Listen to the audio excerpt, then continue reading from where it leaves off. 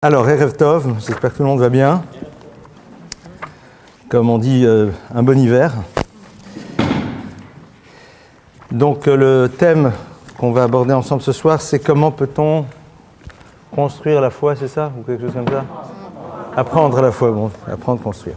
Alors, tout d'abord, on va reprendre un petit peu, donc...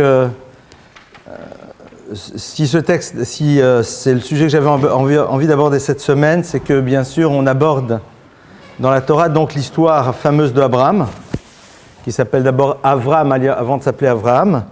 Et Abraham est généralement décrit comme étant celui qui a inventé la foi. Alors c'est faux, hein, c'est radicalement faux, il n'a même pas inventé le monothéisme, ça a démarré bien avant lui. Et puis tous les idolâtres avaient aussi la foi.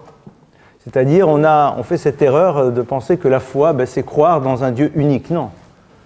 Avoir de la foi, c'est croire en quelque chose. Quelqu'un qui vous dit que Dieu n'existe pas, il croit aussi. Il va devoir nous le prouver, quoi. Je crois que Dieu n'existe pas. Donc la foi, c'est pas quelque chose... Donc il faut déjà mettre ça de côté. J'ai la foi. Les gens disent, j'ai la foi, mais en quoi? Ça, c'est déjà la première chose. Alors, bien sûr, on va ce soir parler de cette notion de foi en Dieu, mais on va ouvrir sur quelque chose, je pense, de beaucoup plus large. Tout d'abord, lorsque l'on parle maintenant donc de monothéisme, cette notion-là est bien antérieure à Abraham. La particularité d'Abraham n'a pas été d'inventer le monothéisme, mais ça a été de le propager. Abraham est celui qui a pris le risque de s'opposer à une pensée qui n'était pas celle que le système avait à son époque. C'est en cela où il a cette particularité.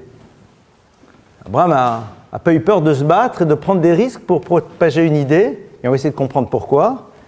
Et seconde chose, c'est qu'Abraham a eu toute une démarche, qu'on qualifierait aujourd'hui d'intellectuelle, qui lui a amené à réaliser qu'on ne pouvait pas imaginer l'univers sans créateur. Mais Noé, que l'on a vu précédemment, lui aussi, au fond... il a une parole divine qui s'adresse à lui, il y a une notion de foi, et il y a une notion de relation à un Dieu unique. Alors, le Rambam Maïmonide nous décrit l'itinéraire d'Abraham et nous dit qu'Abraham, tout le monde connaît cet enseignement, regarde le monde, essaye de comprendre comment ça fonctionne, et puis il réalise qu'à un moment, il y a ce qu'on appellerait aujourd'hui une force unificatrice, il y a quelque chose qui est à l'origine de tout, et ce qui l'intéresse donc, c'est de comprendre ce qui se situe à l'origine et de ne pas se tourner vers les différentes forces qui se situent dans le monde. Ok. Cette notion de foi, elle va s'appeler Emouna. Alors Emouna, c'est un terme que l'on traduit généralement par avoir de la foi, mais Emouna provient d'une racine qui est la racine de Amen, terme que vous connaissez peut-être un petit peu plus. Amen, alors ça veut dire quoi Amen? Eh bien, Amen, c'est l'acrostiche de 3 mots. Aleph, Kel, Dieu, El, Mem, Melech, roi, Ne'eman, fidèle. C'est-à-dire que le terme hébraïque qui désigne la foi prend sa racine dans un mot qui est l'acrostiche de 3 autres mots qui est El, Dieu, Melech, roi, Ne'eman, fidèle. Et nos maîtres de dire qu'en effet, El, c'est l'acceptation du Dieu créateur. On va dire, c'est bon, ça y est, j'ai la foi? Non. Melech, roi, il n'y a pas de roi sans sujet. Donc relation de soumission. Donc acceptation à un moment d'une parole qui m'impose un certain nombre de choses. Et Ne'eman, fidèle, c'est-à-dire celui en qui je continue à croire, même si la fin de l'histoire n'est pas encore présente, même si le Messie n'est pas encore là. Donc déjà, on voit d'ici que lorsque l'on parle de foi dans la Torah, on ne parle pas nécessairement juste que de croyance en Dieu. La croyance en Dieu est un des points qui constitue la foi. Mais la notion de Emouna, de foi, est constituée de 3 choses. Croire dans un Dieu créateur, être dans l'acceptation de la relation que nous avons avec lui, et vivre dans un monde dans lequel les choses ne se passent pas nécessairement comme on l'aurait imaginé. C'est au fond tout l'enjeu du juif. C'est-à-dire, croire qu'il y a quelqu'un qui était à l'origine de tout, ok. Et alors, next, la Emouna, elle ne s'arrête pas là. La Emouna, et donc, ça veut dire qu'à un moment, tu acceptes de créer une relation qui est celle de roi à sujet. Tu es sujet, il est donc roi.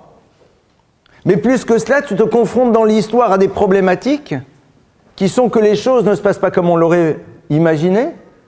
Traduit de manière rapide, le Messie n'est toujours pas là. C'est-à-dire qu'au fond, les choses telles qu'on devrait les voir, telles qu'on voudrait qu'elles soient, ne sont pas toujours présentes. Le problème du mal, le problème de la souffrance, le problème du destin du peuple juif, le problème de la Shoah, le problème de tout ce que vous voulez. Donc le Messie n'est toujours pas là, ben tu continues à croire. S'il manque un des trois, on ne parle pas de foi. On peut parler de croyance en Dieu, mais la notion de Emouna telle que la Torah l'a définie, elle passe à travers ces trois choses. Alors la question, elle est de savoir est-ce que ça peut se construire, mais en amont, c'est pourquoi au fond avoir la foi. Et quelque part, c'est comme ça qu'en tout cas le dit le Rav Wolbe, c'est très compliqué au fond d'avoir la foi. Non pas de mettre en place, mais la vie d'un ma'amin, de quelqu'un qui est croyant, est beaucoup plus compliquée que celle de quelqu'un qui n'est pas croyant. Parce que la vie de quelqu'un qui n'est pas croyant, c'est la vie dans laquelle, éventuellement, c'est la faute à pas de chance. C'est la vie du monde des probabilités. C'est la vie dans laquelle, que voulez-vous, ça fait partie de la vie. La vie du ma'amin, c'est la vie de celui qui sait qu'il y a quelqu'un qui est à l'origine, qu'il a une responsabilité et que les choses ont du sens. Donc c'est une interrogation sur les événements qui se passent dans sa vie. C'est plus compliqué. Les gens disent « Ah mais si vous avez la foi », mais attendez, si j'ai la foi, c'est plus dur. Parce qu'il faut que je comprenne le sens, alors que dans l'autre cas, c'est juste la faute à pas de chance, un problème de probabilité, je suis mal né, sous une mauvaise étoile, et puis on essaiera de faire mieux au prochain tour, quoi. Au fond, c'est vrai que ça peut être un peu angoissant, mais bon, que voulez-vous que j'y fasse? C'est le destin. Le ma'amin, il est confronté au problème du sens.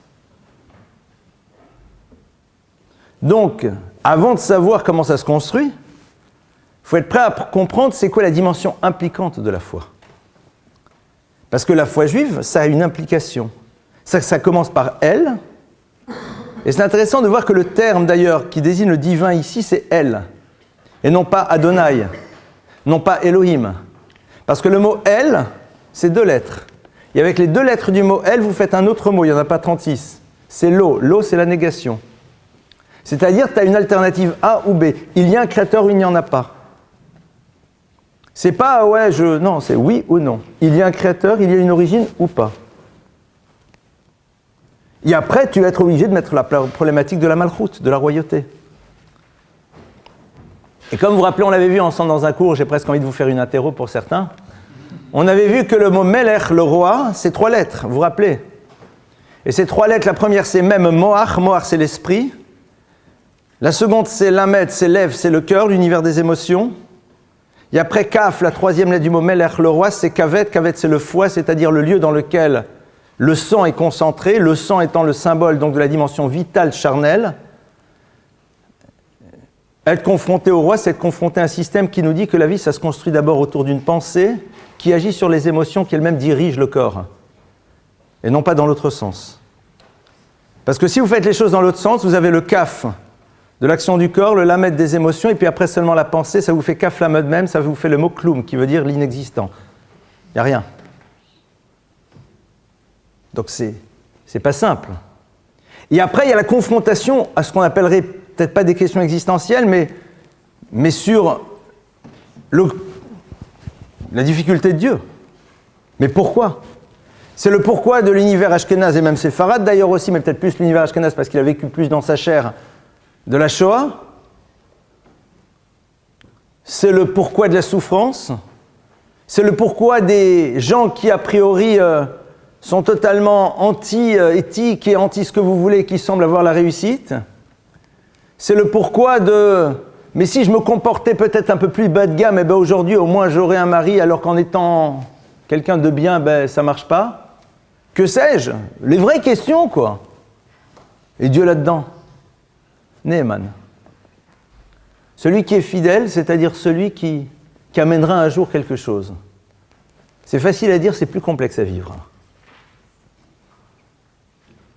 Donc non seulement c'est difficile à construire, mais au-delà de ça, c'est en amont, vivre avec la Emouna, c'est vivre au fond avec cet univers dans lequel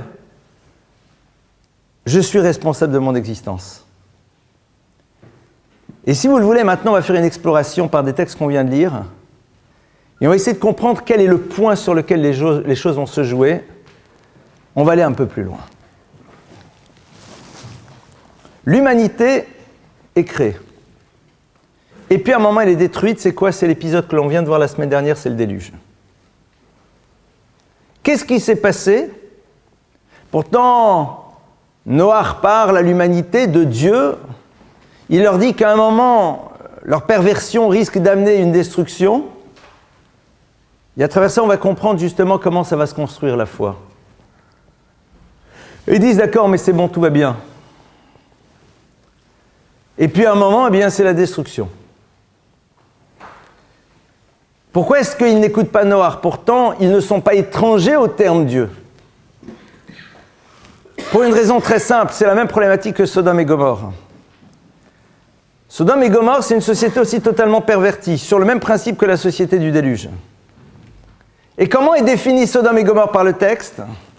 Pour ceux qui s'en rappellent, la Torah nous décrit Sodome et Gomorrhe que Gan Hashem comme le jardin de Dieu. Curieux. Curieuse appellation d'une société totalement pervertie. La Torah n'a rien trouvé de mieux que de dire que Sodome et Gomorrhe ressemblaient à un jardin divin, que Gan Hashem, dit le verset. C'était génial, c'était le jardin de Dieu. Oh, t'exagères.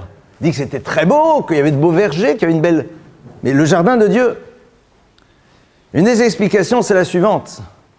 C'est que c'était une société prospère, c'était une société sans problème. C'était une société qui voyait dans sa réussite la validation de leur système par Dieu. C'est-à-dire c'était un système qui considérait qu'à partir du moment où tu n'étais pas ce que Dieu voulait, nécessairement il y avait des conséquences immédiates. Donc le fait de ne pas voir quelque chose qui était du domaine de la catastrophe les rassurait sur la validité de leur système. Ça c'était la génération du déluge, ça c'était la génération de Sodome et Gomorrhe, c'est notre génération. Vous voyez bien que ça fonctionne, pourtant c'est totalement perverti, donc ça veut dire que c'est bien. En tout cas que c'est pas mal.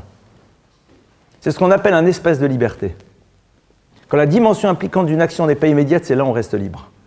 Parce que si la dimension impliquante d'un acte elle est immédiate, alors on n'est pas libre. Parce que l'implication, elle nous renvoie à une nécessité de changer. C'est l'univers de la nature. La transgression des règles nous oblige à être à l'écoute des règles. Parce que quand on transgresse les règles dans la nature, immédiatement il y a un résultat. Comme ce résultat n'est pas supportable, donc on va suivre les règles. Ce n'est pas l'expression d'un choix, donc nous ne sommes pas libres. C'est-à-dire, la vraie liberté, c'est quand à un moment, justement, je me retrouve dans une possibilité de transgression à l'image de Sodome et Gomorrhe et que malgré tout les choses fonctionnent. Donc j'ai cette liberté de croire ou de ne pas croire. Et donc ils disent, Gan Hashem, c'est le jardin de Dieu. C'est-à-dire que Dieu est d'accord, la preuve c'est que le jardin est là. C'est beau, ça marche. Les deux se sont pervertis complètement. Ils se sont pervertis sur quoi et où était l'enjeu au fond. Et j'ai envie de toucher avec vous ce soir quelque chose de...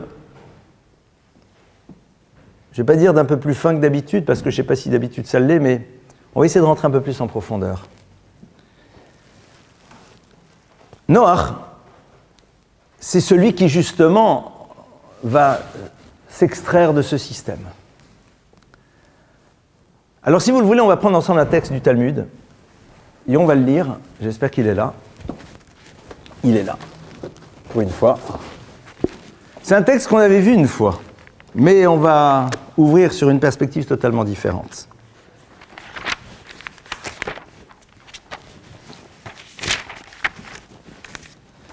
Non, il est où? Il est là. Voilà. Le texte nous dit comme ça. Natan lo ma'ot velo ma shachamenu perot yachol larzor bo. Alors après vous allez dire aucun rapport avec la choucroute, hein. C'est tout de suite. Donc on parle d'un cas comme ça. On dit si quelqu'un a donné à une personne de l'argent, mais qu'il n'a pas encore pris l'objet qu'il veut acheter,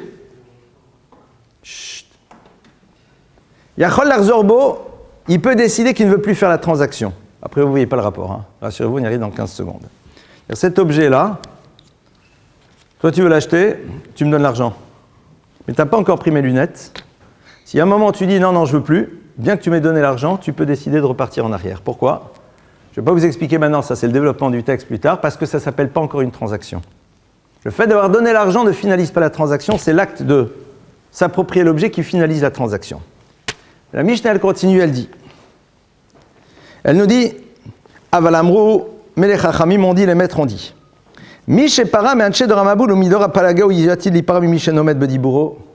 Celui qui s'est fait payer de la génération du Maboul du déluge. Au Midor Apalaga et de la génération de la séparation, de la rupture, la génération de Nimrod, la génération de celui qui a voulu brûler Abraham. Hu Atid, celui se fera payer, Mimi Shenomet Bediboro, de quelqu'un qui ne tient pas sa parole. De quoi s'agit-il? Et là, on va ouvrir, et on va revenir par la suite sur notre sujet. Donc je vous demande maintenant, on va s'ouvrir vers une parenthèse plus large. Dor Hamaboul, le texte nous dit celui qui a sanctionné la génération du déluge et sanctionné la génération de la rupture avec Dieu, symbolisé par Nimrod, le roi qui veut brûler Abraham, lui se tournera vers celui qui n'est pas capable de tenir sa parole. Qu'est-ce qui s'est passé? Le texte de la Torah nous dit que l'humanité s'est pervertie au moment du Maboul, du déluge. Et c'est quoi cette perversion? Alors la première lecture du texte, c'est la perversion au niveau des mœurs. Mais allons plus loin. Noé, va sortir de ce déluge. Il va rentrer dans quoi? Dans une teva, il va rentrer dans une arche. En hébreu, le mot teva veut dire plusieurs choses. Teva, ça veut dire un mot. Teva, ça veut dire une boîte. L'arche de Noé, la Torah nous donne de manière assez étrange ses dimensions. Elle fait 300 coudées de long sur 50 de large sur 30 de haut. 300 correspond à la lettre Shin. 50 correspond à la lettre Nun. 30 correspond à la lettre Lamed, puisque pour celles et ceux qui ne savent pas encore, chaque lettre de la Torah a une valeur numérique. Ces trois lettres ensemble, donc, Shin, Lamed et Nun, font un mot qui est le mot Lashon, qui veut dire le langage. Ainsi enseigne Rabbi Menachem Azaria Mifano, un des maîtres de la Kabbalah qui a vécu en Italie. Ça veut dire quoi? Ça veut dire que tout simplement la perversion de l'humanité, qui à un moment n'a pas voulu tenir compte de ce que voulait dire la présence d'un Dieu créateur, c'est-à-dire qu'il n'a pas voulu intégrer la dimension impliquante de la foi, telle qu'on vient de la définir, cette perversion-là, elle commence lorsque l'on ne fait plus attention à ce que veut dire le lashon, le langage. Ça veut dire quoi?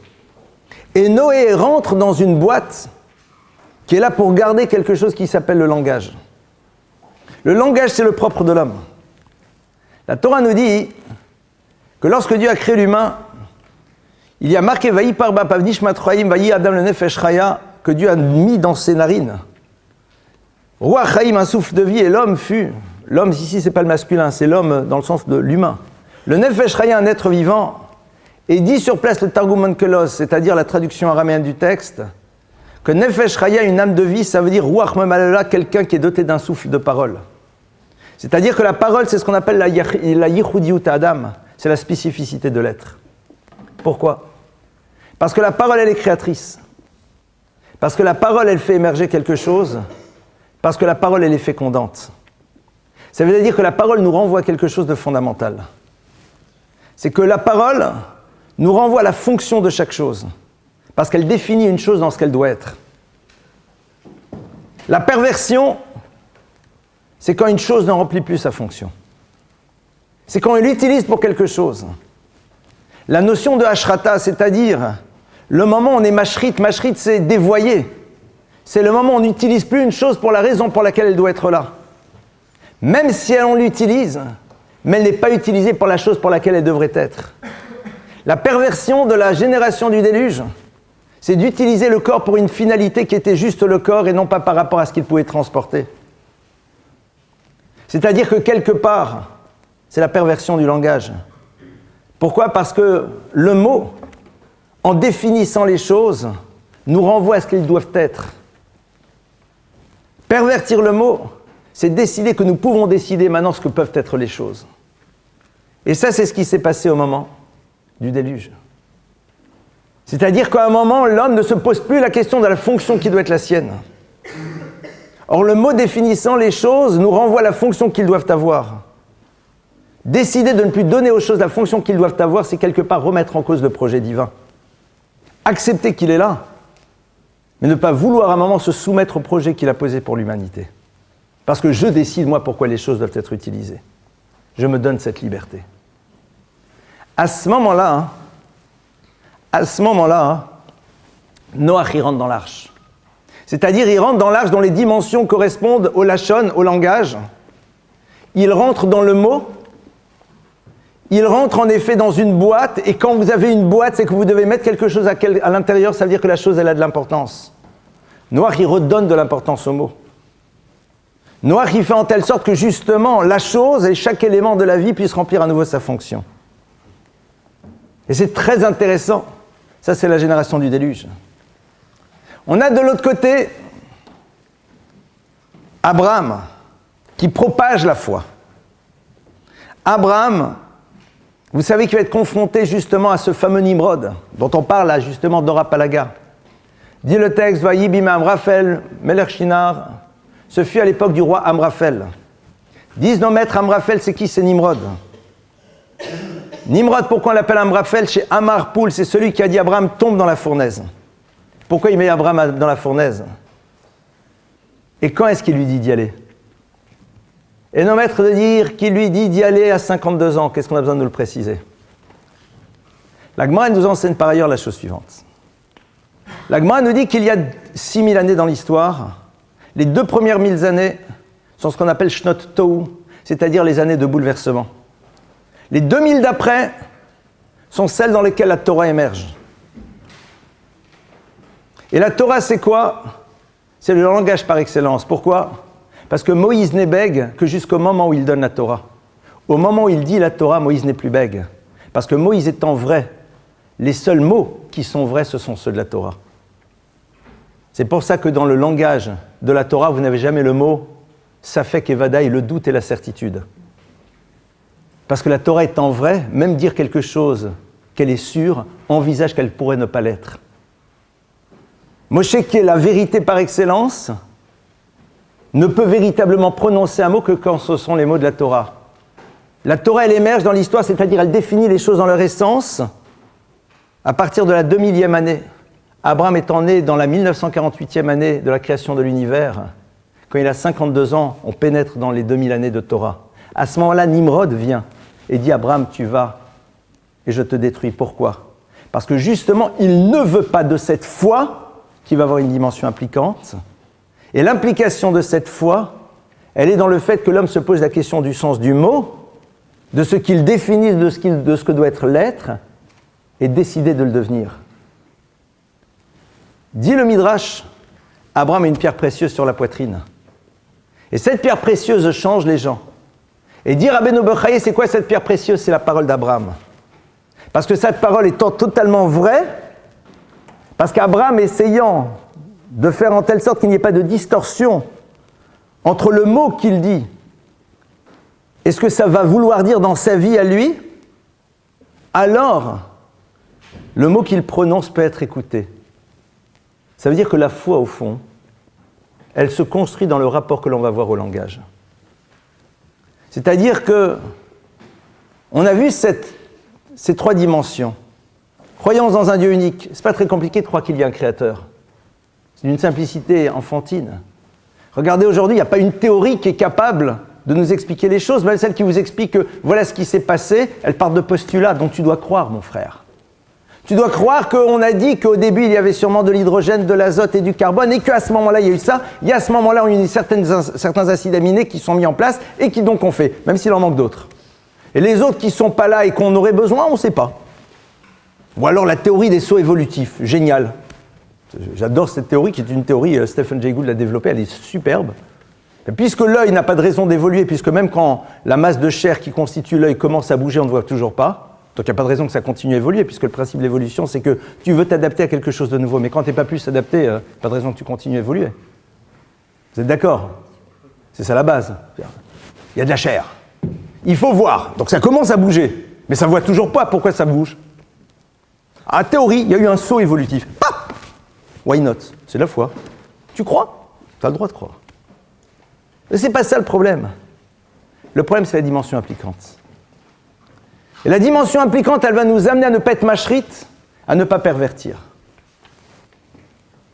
C'est-à-dire, elle va nous amener à un moment à nous rappeler que nous sommes des êtres qui créons, qui avons une responsabilité. Pourquoi Nimrod, il veut tuer Abraham? Parce qu'Abraham, il est celui qui a renvoyé l'idée du langage à l'humanité. Il est celui qui dit « Et qu'est-ce que ça veut dire dans le monde du réel ?» La circoncision. La circoncision, ça se dit comment? Brit Mila. Mila, c'est une parole. La circoncision, c'est quoi? C'est le principe de responsabilité par rapport à quelque chose qui est comme une parole, c'est-à-dire fécondant. Quelque chose qui est créateur. Quelque chose qui amène quelque chose. C'est ça qu'Abraham, il amène. Et cette dimension de la foi, elle est insupportable. Construire sa foi, c'est être prêt à redonner au langage la force et la dimension impliquante de ce qu'il représente dans notre vie.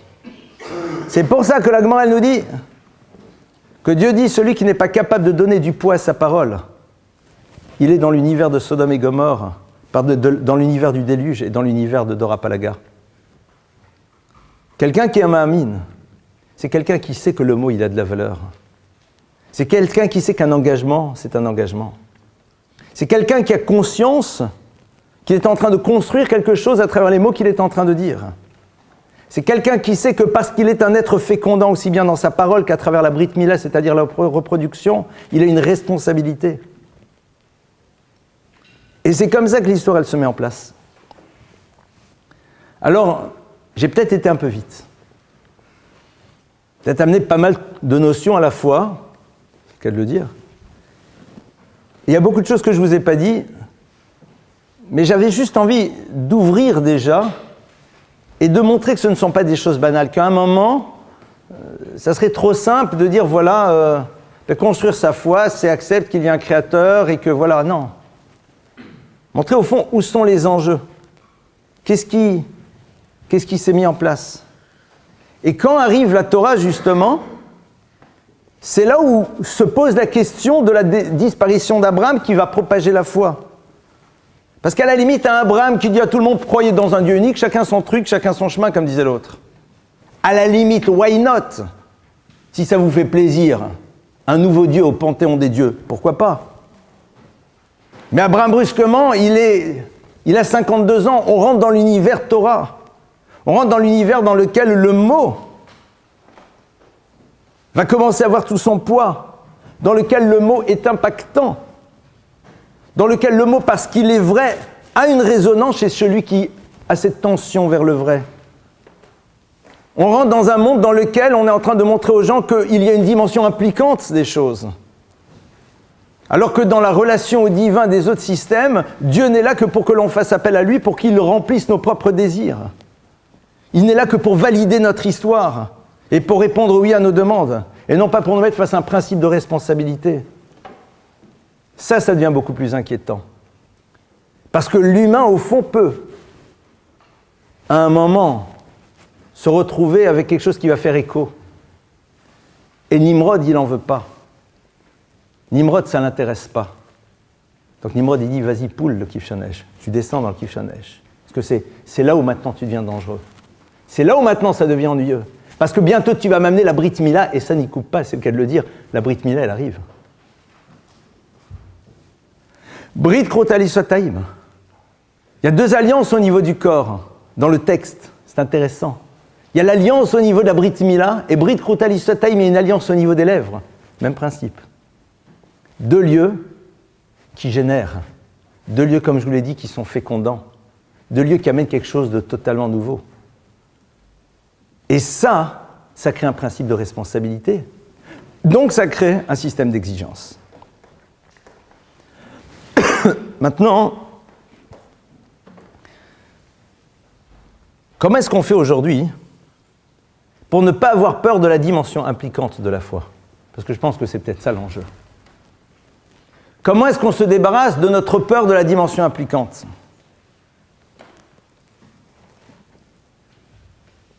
Très sincèrement, je ne sais pas. Parce que la peur, c'est irraisonné. Et c'est peut-être justement parce que c'est irraisonné que ça peut se régler. Parce qu'après, il s'agit juste d'avoir du courage. On est dans un monde dans lequel on est dans des projections de ce que seront les choses. On essaye de s'imaginer ce qui sera lorsque. C'est la plupart du temps la raison pour laquelle les gens sont toujours déçus dans leur vie, parce que les réalités ne seront jamais ce qu'ils ont imaginé.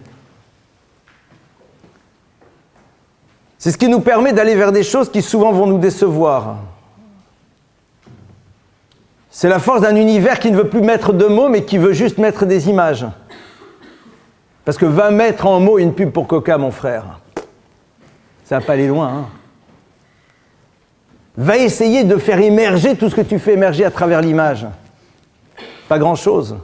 C'est pour ça que la Torah nous interdit la représentation. Parce qu'elle sait très bien qu'avec les images, on peut créer de divinités. La Torah dit, tu dis les choses.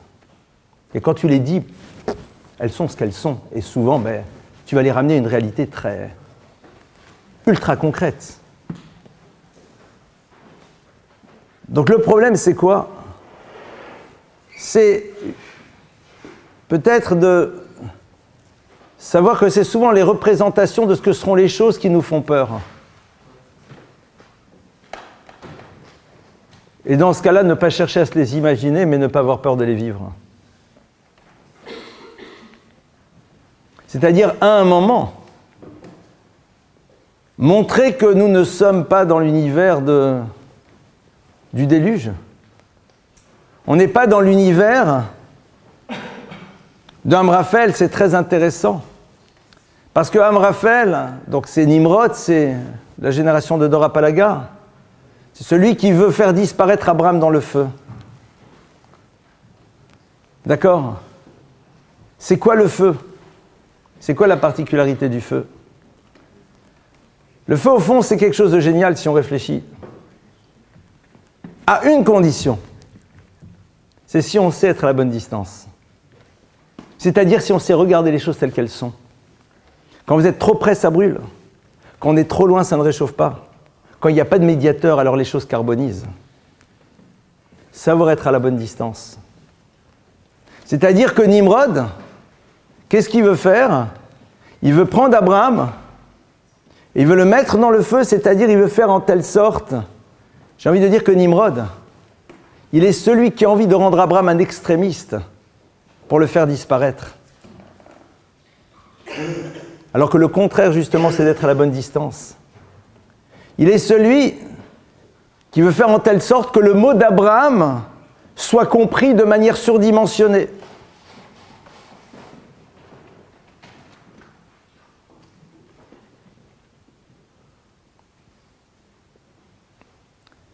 Il est celui qui veut qu'on le comprenne de manière surdimensionnée, pour qu'il n'ait pas d'impact.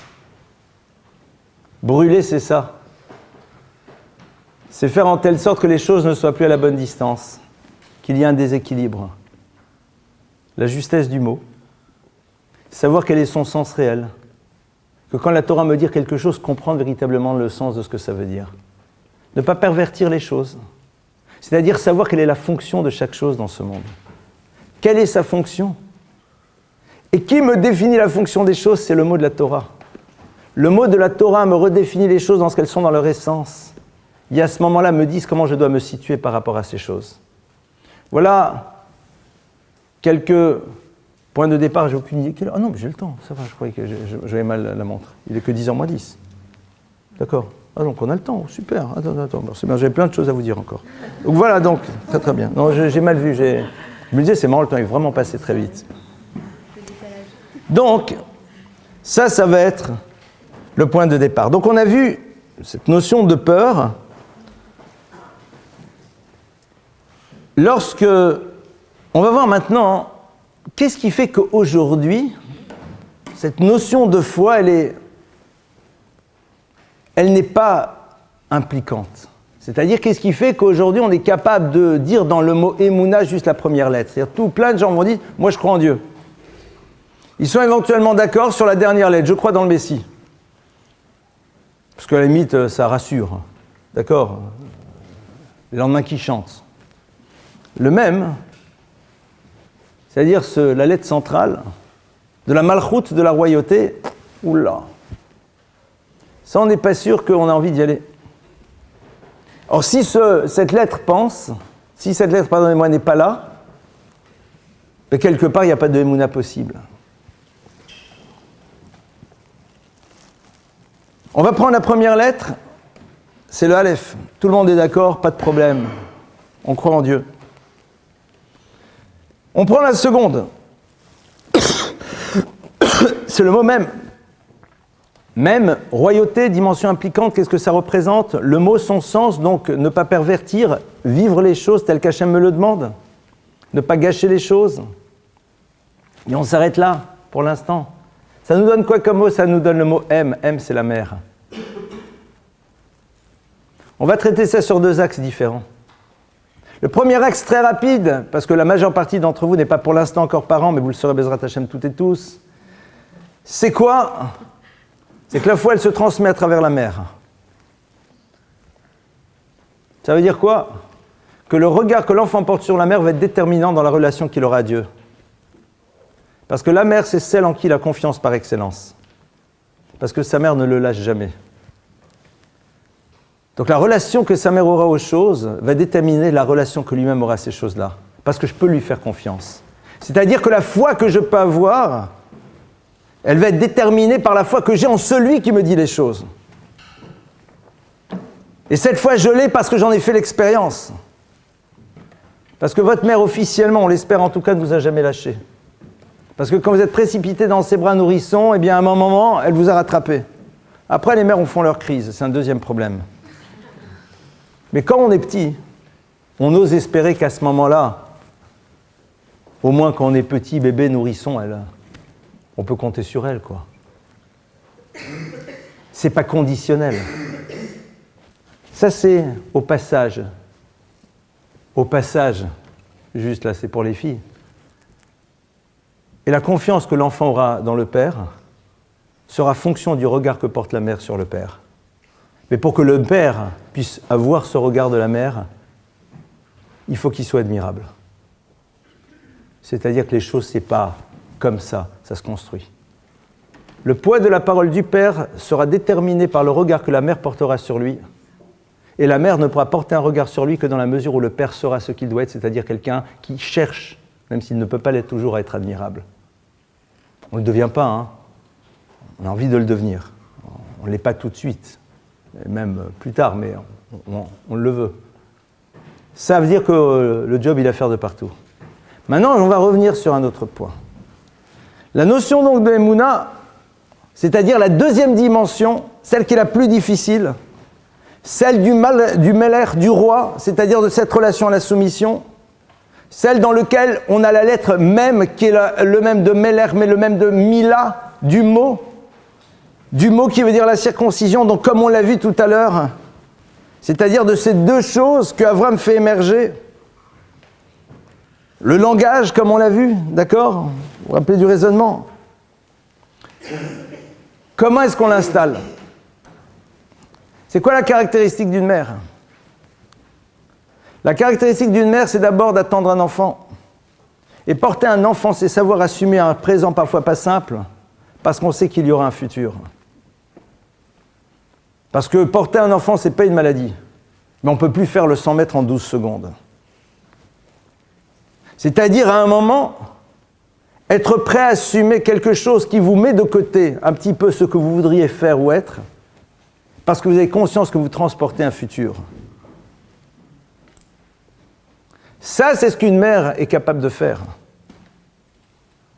La notion de même de la malchoute, c'est savoir que la difficulté que je vis à l'instant dans la soumission à la parole divine, elle annonce quelque chose. Parce que si j'étais contre ce principe, alors celle qui m'a mis au monde ne m'aurait jamais porté, si elle avait, elle aussi, le même principe. Et c'est ce qu'on voit aujourd'hui. Parce que demain, vous proposez à des femmes d'un système qui font qu'elles n'ont même plus besoin de porter l'enfant pour l'avoir. Au moment où on est en train de congeler des ovocytes chez Apple et chez Google, eh bien dans 20 ans, c'est ce qu'on dira, oui. La gestation pour autrui ne sera pas juste un problème de difficulté à porter son propre enfant, mais ça sera aussi peut-être un système qui me permet d'avoir ce que je veux, sans être obligé de renoncer à quoi que ce soit, l'antithèse de la foi. C'est-à-dire que la notion de malchut, elle passe à travers ce même, qui est le même de la mère. Le même qui a comme valeur numérique 40, et 40 c'est quoi? C'est les 40 CA du mikvé. Le mikvé qui est le lieu dans lequel une femme se trempe avant de pouvoir retrouver son époux. Mikvé qui vient de la racine tikva qui veut dire l'espérance, c'est-à-dire le renouvellement. Quelque chose qui m'annonce un devenir, une possibilité de créer qu'un futur. C'est-à-dire que si on veut introduire cette dimension qui est au centre de la Emouna, qui est la relation à la malchut, c'est-à-dire la soumission à la royauté, il faut en effet comprendre d'où l'on vient. Parce que si je suis là, c'est que quelqu'un était prêt à vivre l'expérience de quelque chose qui est une forme de renoncement pour annoncer un devenir. Et ce devenir qui est au passage le sens même de notre existence, parce que si vous n'avez pas de futur, alors à quoi sert le présent? Et c'est pour cela que le prophète dit « Valiomar asari sanani et yavesh ». C'est pour ça que Dieu dit que celui qui ne peut pas malheureusement annoncer de futur au niveau de son corps, parce qu'il n'a pas à l'intérieur de son corps la possibilité de porter un enfant, Dieu lui dit « Tu n'es pas un arbre stérile ». Parce que tu auras Yad Vashem, tu auras une main et un nom. C'est intéressant, Yad Vashem, c'est là où c'est dit. Kiko amarasher la sarissim, venatati lem beti ou bechom motai Yad Vashem tov mi banim ou mi banot, ainsi dit le verset. Yad Vashem, c'est quoi? Shem, c'est un nom, Yad, c'est une main. Yad Vashem, Dieu leur dit, je vous donnerai la possibilité de quoi? D'avoir un futur comment? À travers le fait que vous aurez une main et un nom. C'est quoi une main? Une main, je vous l'ai souvent expliqué dans le cours. La main se dit Yad. Yad, les lettres de Yad, ça fait un autre mot qui est le mot Dai. Dai, ça veut dire suffire. C'est-à-dire, on se limite. Yad, c'est la main, c'est ce qui vous permet d'aller au-delà de vous-même. Et Shem, c'est ce qui va former votre identité. L'identité de celui qui va être dans le dépassement. C'est que même celui qui malheureusement, et c'est une terrible souffrance sûrement, ne peut pas porter ce futur, son présent il a du sens dans la mesure où il voit dans sa vie quelque chose qui est quoi? L'univers du dépassement. Je vais au-delà de ma propre vie. J'essaye d'aller au-delà de quelque chose. Et ça, c'est au fond l'élément autour duquel va se tourner le même, qui est au centre. Le même de la tikva, le même de l'espoir, le même de l'espérance, le même de la mère, le même de celui qui est capable de ne pas s'arrêter à la difficulté de ce que représente l'investissement présent parce qu'il a conscience qu'il est en train de mettre en place un devenir. Les mitzvot, c'est ça. C'est pour ça que mitzvah, ça commence par un même. La mitzvah, c'est ça. C'est ce lien qu'on crée avec Akadosh Baruch Hu. C'est le lieu du lien, qui est la partie centrale de la Emouna. Parce que la Emouna, si c'est juste une vue de l'esprit, ça n'a pas de sens. C'est quelque chose qui doit se concrétiser. Je vous l'avais expliqué une fois dans un cours, vous vous rappelez sûrement, que le mot mitzvah, c'est les mêmes lettres que le nom de Dieu, parce que le nom de Dieu, c'est Yud Ke Vav Ke, le Yud, le He, le Vav et le He. Mitzvah, les deux dernières lettres du mot mitzvah, c'est le Vav et le He. Mais les deux premières lettres, quand vous permutez les lettres de l'alphabet, et que vous faites prendre la place de la première par la dernière et réciproquement, la lettre même est tsadé. Si vous faites des permutations entre les lettres, la 1 avec la 22, la 2 avec la 21, la 3 avec la 20, d'accord? Vous avez compris comment on fait, c'est comme si on remplaçait la lettre A par la lettre Z. Quand vous prenez la lettre même et tsadé, vous avez la lettre Yud et la lettre He. C'est-à-dire les deux premières lettres du nom de Dieu. C'est là où se crée le lien. C'est là où se crée le lien. Mais la personne va dire, mais c'est dur et je ne vois pas ce futur. Tu as raison. C'est là où est l'enjeu. Tout l'enjeu de la Emouna, il est là. Tout l'enjeu de la Emouna, il est là. Dans justement ce que représente la mère. Vous vous rendez compte, les filles, ce que ça veut dire? C'est-à-dire que quelque part, vous êtes celles qui véhiculez ça dans le clan d'Israël. C'est pas pour rien. Et je conclure là-dessus, après on passera aux questions. Pour pouvoir aboutir à ça, il faut une chose. Une qualité qui n'est pas présente chez tout le monde, mais que l'on peut installer dans sa vie. C'est la notion de volonté. Avoir envie d'accéder à quelque chose. Et le ratson, les lettres du mot ratson, ont la même valeur numérique que le mot makor. Et le mot makor veut dire à la fois l'origine et signifie aussi le lieu dans lequel l'enfant est porté par la mère pendant 9 mois, dans le langage de la Gemara. C'est-à-dire que quelque part, toute cette histoire, elle est liée. C'est-à-dire que la mère qui est symbole ici, de celle qui est capable de ne pas faire attention à la difficulté du présent parce qu'il est en train de créer un devenir, ça, ce n'est valable que si on a cette notion de ratson, de volonté. La notion de ratson, c'est le mekor. Le mekor, c'est ce qui est à l'origine de tout. Ce qui est à l'origine de tout. S'il n'y a pas de ratson, on va se dire, ah mais on n'a pas de volonté. J'ai pas de volonté. L'onachon. Le mot ratson vient de la racine roots. Et roots, comme le fait remarquer Rav Wolbe, ça veut dire courir. Tu as de la volonté. Regarde vers où tu cours. Et tu sauras ce que tu veux véritablement. Mais tu as de la volonté. Parce que tu sais que tu cours. Mais vers où tu cours? Si on veut savoir ce que l'on veut, voyons-nous vers où nous sommes en train de courir. C'est-à-dire vers où nous mobilisons nos énergies. Quelles sont les choses qui font qu'on est capable de faire abstraction des difficultés éventuelles parce qu'on a envie d'y accéder? Alors le ratson, tu l'as. C'est juste un problème d'orientation. Juste un problème d'orientation. Ah, le résultat n'est pas là, c'est là où en effet on a le problème de la peur. Parce qu'on est dans le fantasme de ce que les choses doivent amener. Mais ce qu'elles amènent en premier lieu, c'est la construction que tu opères chez toi à travers ce mouvement que tu es en train de mettre en place. Ça, c'est l'expression réelle de la Emouna.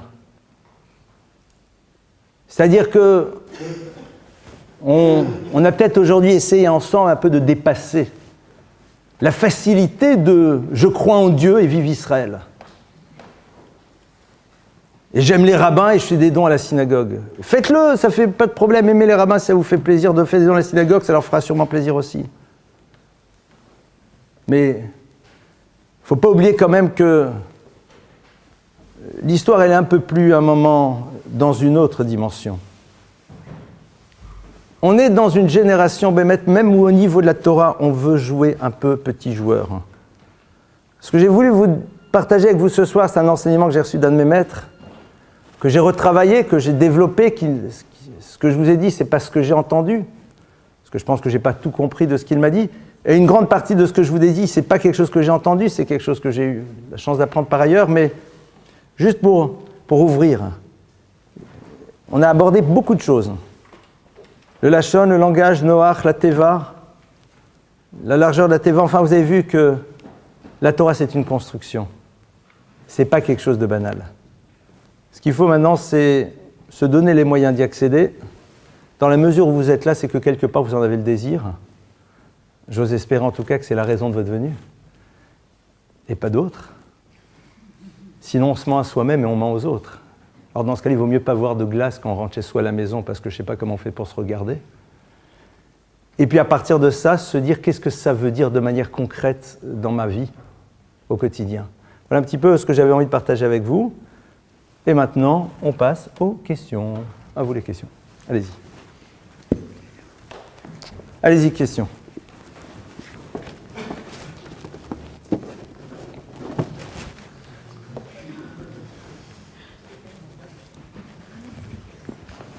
Voilà, ne dites pas que vous n'avez pas de questions. Oui. Vous avez dit que c'était sûrement plus difficile qu'une personne qui ne croit pas à ce genre de choses de se dire qu'il y a peut-être la différence, je pensais aussi que la personne qui croit a la facilité de dire qu'il y a quelque chose qui la dépasse et qui peut avoir. C'est une dimension rassurante de dire qu'on prend quelque chose qui nous dépasse. Le fait d'avoir une foi, ça ne peut pas avoir un côté rassurant aussi. Shlomo HaMelech a répondu à ta question, le roi Salomon. Shlomo HaMelech a dit Ivlat Adam tesalev darko vel Hashem yizaf libo. C'est un verset. Et ce verset, la traduction est la suivante Ivlat Adam, l'imbécilité de l'homme, tesalev darko lui fait prendre des chemins tordus. Vel Hashem yizaf libo, mais après c'est sur Dieu qui remet les choses. Shlomo HaMelech a dit s'il l'a dit, c'est que quelque part, c'est ce qu'on a tous envie de dire. C'est notre imbécilité. C'est-à-dire, c'est le fait qu'à un moment, on dit, de toute façon, qu'est-ce que vous voulez que j'y fasse? Comme dirait l'autre, c'est min hashamaim. C'est pas min hashamaim, c'est min toi. C'est-à-dire que le danger, par contre, c'est vrai que ce que tu dis à un moment s'ouvre vers un autre verset. Le passouk qui dit comme ça, je ne vais pas vous le citer exactement dans les mots, je ne m'en rappelle plus exactement. Le passouk qui nous dit Kilol ha-chochma la-chachamim, que la sagesse n'est pas aux sages et que la puissance n'est pas aux forts et que la richesse n'est pas aux riches. Mais c'est pas vrai. Ça veut dire quoi? Ça veut dire qu'à un moment, tu peux avoir toutes tes possibilités, mais il y a de toute façon quelque chose sur lequel tu ne peux pas intervenir. Seulement, ce qui est important, c'est de savoir est-ce que toi, tu as fait ta part du travail. Et c'est exactement ce que le passouk nous dit.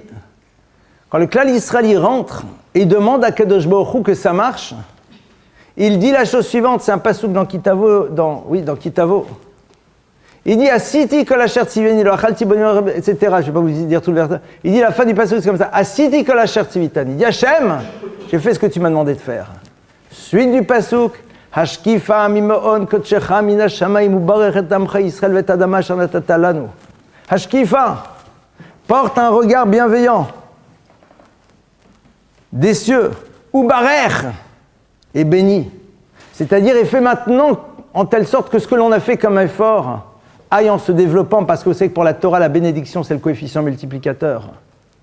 Fait en telle sorte qu'en effet, ce que l'on a fait, nous on a fait ce que tu nous as demandé de faire, Hashkifa, et ce regard bienveillant est fait en telle sorte que les choses maintenant aboutissent à quelque chose.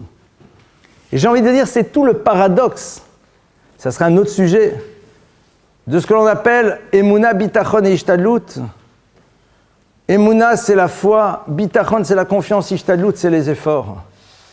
La confiance, c'est pas se dire tout ira bien.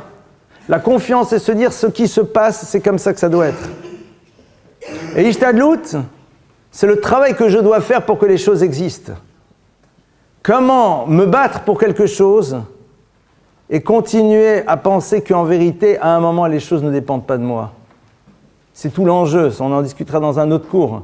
C'est que la Torah me demande d'avoir les moyens de penser que je suis indépendant et malgré tout de réaliser que je ne le suis pas. C'est sympa, hein? C'est ça le job. On verra, si vous voulez, dans un autre cours, comment on le fait. Donc on est entre les deux. Il y a cette notion d'Ivlat Adam, cette thermocité qui dit « Ouais, de toute façon, c'est Mina Shamaim, c'est mine-toi. » Parce que d'abord, parfois, tu as été dans des univers, tu n'avais rien à faire là-bas, alors qu'est-ce que tu veux que j'y fasse? Mais en même temps, le fait qu'on dit à Kadosh Baruch Hu Ashkifa, à un moment, je sais très bien qu'il y a un élément qui est là, qui ne m'appartient pas. Et c'est pour ça qu'on fait la tefila. C'est pour ça qu'on prie.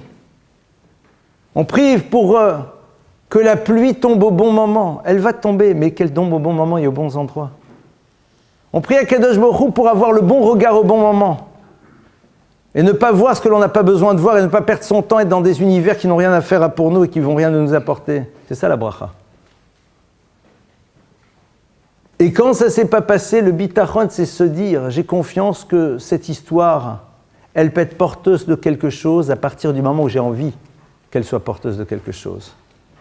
Dans la mesure où je ne veux pas utiliser une histoire pour construire une révolte, mais au contraire pour utiliser celle-ci pour pouvoir créer quelque chose, alors la vie elle est différente. C'est facile à dire, c'est tellement compliqué à vivre. C'est clair. Parfois pas si compliqué que ça, mais parfois compliqué. Parce qu'il y a d'abord ce que j'appellerais allô maman bobo. Parce que parfois il y a des histoires qui nous esquintent. Et pour trouver les énergies pour donner du sens, c'est pas simple quand nos énergies sont d'abord utilisées à sécher nos larmes. Je crois que chacun d'entre nous dans la vie doit prier tous les jours à Kadosh Baruch Hu de ne pas être à l'origine de la nécessité qu'un autre utilise ses énergies pour sécher ses larmes. Je crois qu'il faut prier tous les jours pour ne pas être à l'origine de ça. Que l'autre, au lieu de construire, a dû utiliser ses énergies pour sécher ses larmes dont nous sommes nous à l'origine. Parfois on ne fait pas exprès. Mais on a le droit d'être un peu responsable. On a le droit de penser. Ça, c'est, je dirais, le message pas très subliminal que je vous passe, que je me passe, que je nous passe. Voilà, ça c'est sûr. Mais après, voilà. C'est des choses qui sont, voilà, dans un cours c'est simple, mais dans la réalité. Mais en même temps, ratson. Il y a la notion du ratson, la notion de la volonté. On peut pas... Et puis il y a ce qu'on appelle siyata dishmaya. C'est comme à un moment il y a le switch. À un moment il faut aller jusqu'au bout, et puis à un moment il y a un switch, mais il faut être sûr qu'on va et qu'on donne toutes ses énergies pour y arriver. Et c'est pour ça que Shlomo Amelach il dit, Ivlat Adam l'imbécilité de l'homme, il fait prendre des chemins qui ne sont pas pour lui. Il se bat pour des choses, mais ça n'a pas de sens. Et la plus belle des choses qui puisse lui arriver, c'est d'être en mode échec. Comme ça, après, il se réoriente. La pire des choses qui puisse arriver à quelqu'un, c'est que Dieu lui donne de la réussite quand il est en mode à terme non-réussite. C'est la pire des choses. C'est-à-dire, tu dis, vas-y, reste, mon frère. Reste dans l'histoire. Et après, tu te réveilles, tu as 80 ans. Un peu compliqué. Ça, c'est la pire des choses. Donc voilà, c'est un petit peu de cette manière-là dont en tout cas je répondrai à ta... Je suis un peu brut de décoffrage dans ma manière de dire les choses, donc je vous fais confiance pour les entendre et les envelopper, mais et pas sortir de là dans un état de rastratisation avancée. Parce qu'au contraire, c'est génial. Rappelez-vous, il y a un grand principe dans l'univers du Moussar, c'est que chaque fois qu'on est confronté à quelque chose qui nous dit « Waouh !» en même temps, on doit se dire « Waouh !» Pourquoi ?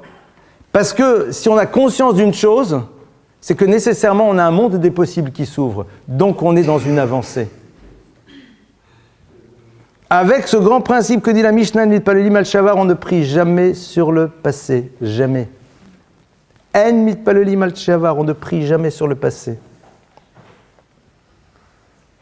J'ai rencontré ce Shabbat, j'ai eu le privilège de rencontrer quelqu'un d'assez incroyable qui s'appelle Rav Grossman, qui disait, qui a même fait une chanson sur ça, il dit que ce qui a été, ce qui est important, c'est de savoir qu'est-ce qu'on veut redémarrer. C'est ça qui est important. Hachem, ce qui l'intéresse, c'est de savoir, mais dis-moi, à partir du moment où tu as pris conscience des choses, qu'est-ce que tu as décidé d'être ? Ce que tu as été, c'est ton histoire, tes rencontres, tes galères, tes machins, tes trucs, tes parents, tes frères, tes sœurs, le faux copain, la fausse copine, super, d'accord. Là, aujourd'hui, avec là, qui va là, tu veux redémarrer, tu peux redémarrer. Ah, mais j'ai déjà 30, 25, 40, 60, c'est pas grave. D'abord, c'est pas pour combien de temps tu es programmé. Le gars il dit j'ai 60 ans, mais peut-être tu es programmé jusqu'à 110 ans, bon pied, bon oeil. Il y a 210 à 120, un peu moins bon pied, bon oeil, mais pas mal quand même. T'imagines encore, tu as un méga programme. Moi j'ai rencontré, je vais vous faire part d'une expérience que j'ai vécue qui était incroyable. J'étais jeudi soir à un mariage, quelqu'un dont je suis très proche, en Italie. Il y a un moment, il y a le grand-père qui est arrivé, qui a commencé à danser avec le petit-fils. Alors il y a deux choses qu'il faut souligner. Le petit-fils, son père, est un monsieur qui est immensément riche, et qui donne des sommes colossales d'argent pour la Torah, et qui étudie la Torah tous les jours, et qui met les tefilines tous les jours, et qui se bat pour la Torah tous les jours. Et son fils aussi, et ses autres fils aussi, ils ont été dans les yeshivot, ils étudient. Ils ne sont pas tombés dans le truc. Première chose. Mais le petit-fils, il danse avec le grand-père, et le grand-père, au milieu de la danse, il remonte la manche. Et il montre quelque chose que moi, je n'ai pas. Des numéros. Et il danse. C'est-à-dire qu'à un moment, il peut se dire, mais attends, mais il n'y a plus de futur. Il y a un futur. Il y a un futur. Il y a un futur. Il a 90 ans, le monsieur. Bon pied, bon oeil. Clair. Il y a un futur. Ah, mais il y a eu des galères, oui. Et oh, combien, quelle galère. Il y a un futur. Il y en a un. Im ta'amin, imatam amin sheyecholim, le kalkel, disait Rabbi Nachman du Breslav, ta'amin sheyecholim le taken. Si tu crois que tu as pu détruire, crois que tu peux aussi construire. Tu as détruit, tu as eu des énergies pour ça, alors tu peux construire avec les mêmes énergies. C'était les mêmes. C'est juste un problème d'orientation. Juste orienter différemment. C'est un choix.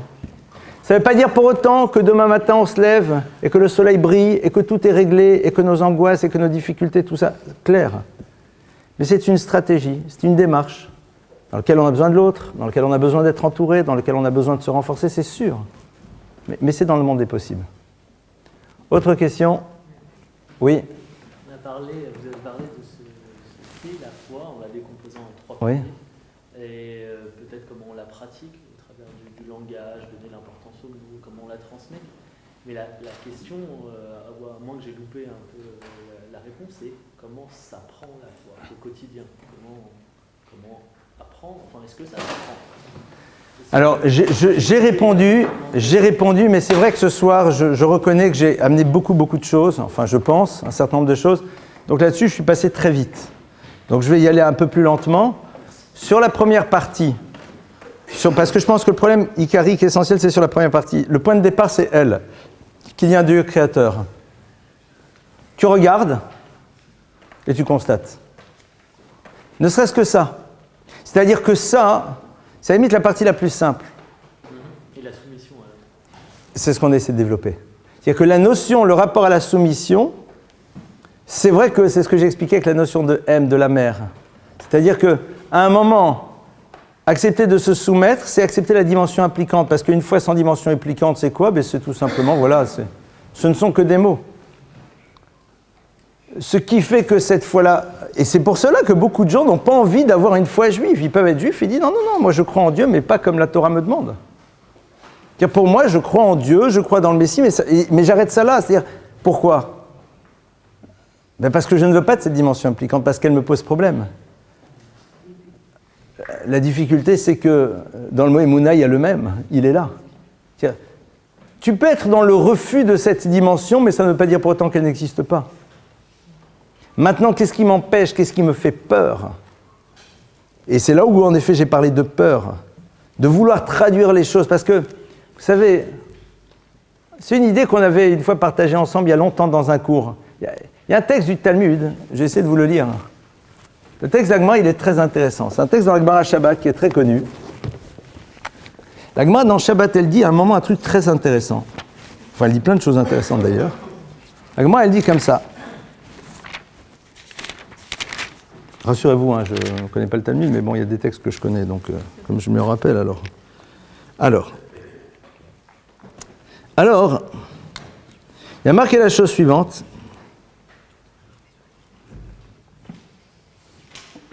Que lorsque Darash Rabbi Simaï a dit Beshash et Gdimou Israël Nasé le Nishma, quand le peuple d'Israël a eu cette génialité, au moment de la révélation de la Torah, de dire d'abord nous allons faire, avant de dire nous allons entendre, c'est-à-dire nous allons essayer de comprendre, quand ils ont eu cette génialité, alors,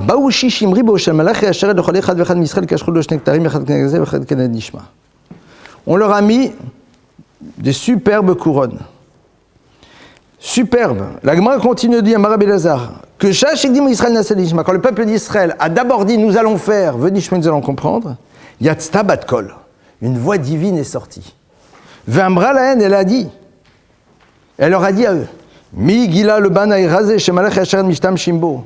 Qui a dévoilé à mes enfants, au peuple juif, ce secret merveilleux que seuls les anges connaissent? Pardonnez-moi, secret merveilleux.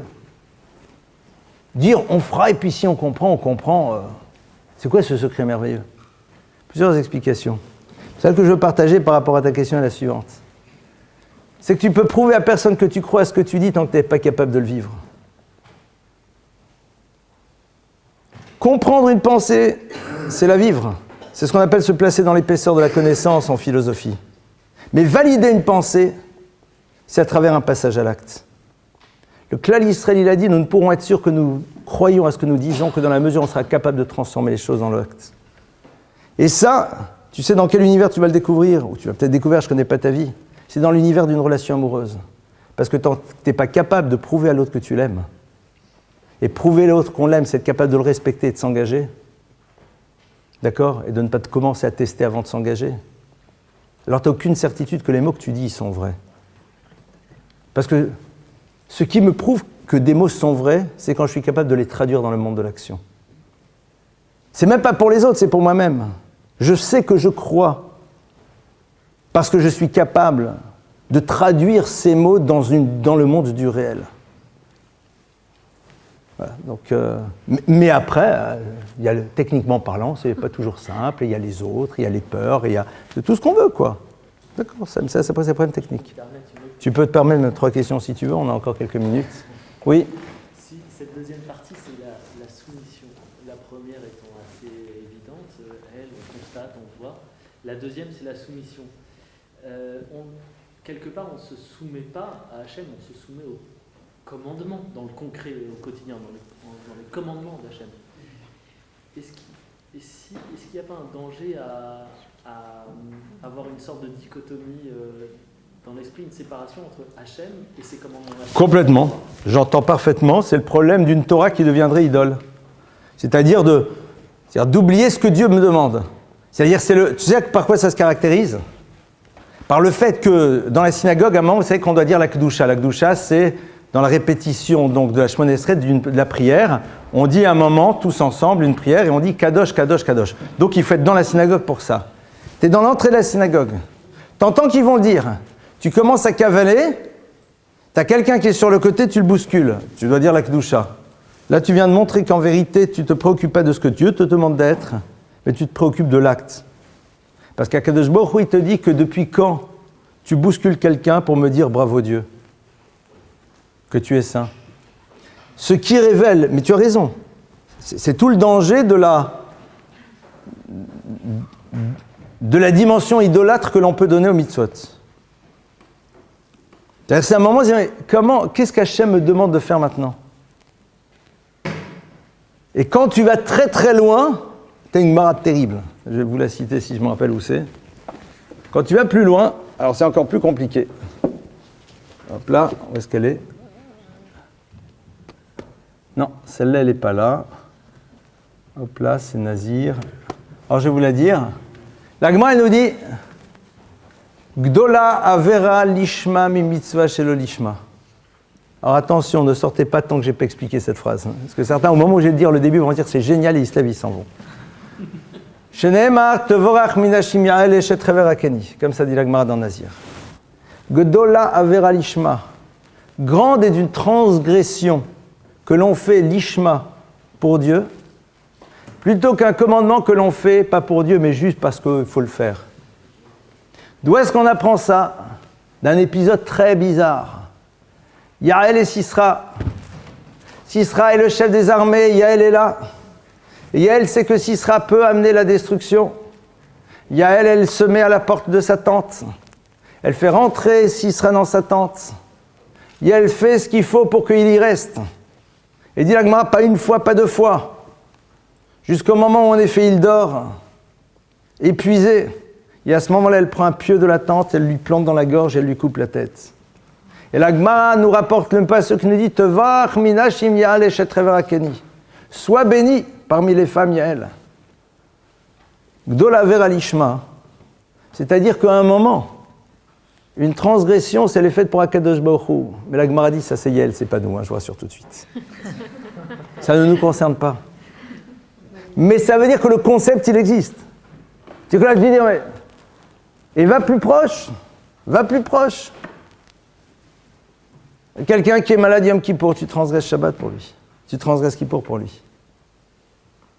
Tu transgresses Kippour, pourquoi? Parce qu'il y a marqué V'chaibem, tu vivras par la Torah et tu ne mourras pas par elle. Donc ça, c'est pas l'acte. C'est pour ça qu'il y a marqué que le 9 du mois de Tishri, qui est la veille de Kippour, on a la mitzvah de manger. Pourquoi on a la mitzvah de manger? C'est sûr qu'on veut manger en jeûne demain, non. La Gemara, elle dit pour te dire que celui qui mange la veille, c'est comme s'il avait jeûné le lendemain. Il doit jeûner le lendemain, je vous rassure tout de suite. Pour dire que ce qui est important, c'est qu'est-ce qu'Hachem te demande. C'est-à-dire, ce qui est important, c'est qu'est-ce qu'Akadosh Baruch Hu attend de moi. C'est pas la chose que je fais. Ah, j'ai jeûné, waouh. Non. Tu as fait la même mitzvah en mangeant, mon frère.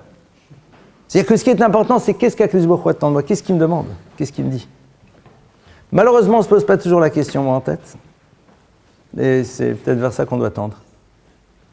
Dernière question, s'il y en a. Oui. C'est une question technique purement, c'est lorsque vous avez donné l'étymologie de Meler, Moach Lev Kaved, c'est juste l'explication, je ne vais pas bien... Alors, Melech, la royauté, c'est quoi? C'est vivre dans un monde dans lequel le point de départ de nos mouvements, c'est au niveau du Moach, de l'esprit. Le second élément qui est présent dans nos mouvements, ce sont des émotions. C'est-à-dire ce qu'on appellerait l'intelligence émotionnelle, donc ne pas être juste un pur esprit, mais être un humain avec une sensibilité. Et après, que les choses soient dans le monde du concret avec le kaved. Kaved, c'est le foie, le sang et toutes ces choses-là. Si nos mouvements commencent d'abord par nos désirs, ou alors dans un second temps par nos émotions, et c'est seulement après qu'éventuellement on veut les valider par l'intelligence, et généralement on ne les valide plus à ce moment-là, c'est les mêmes lettres mais dans l'autre sens, et les mêmes lettres dans l'autre sens, ça fait le mot kloum, c'est-à-dire l'inexistant. D'accord, c'était ça que j'ai vu. Très bien, je vous remercie pour votre écoute. Bezrat Hashem, à la semaine prochaine.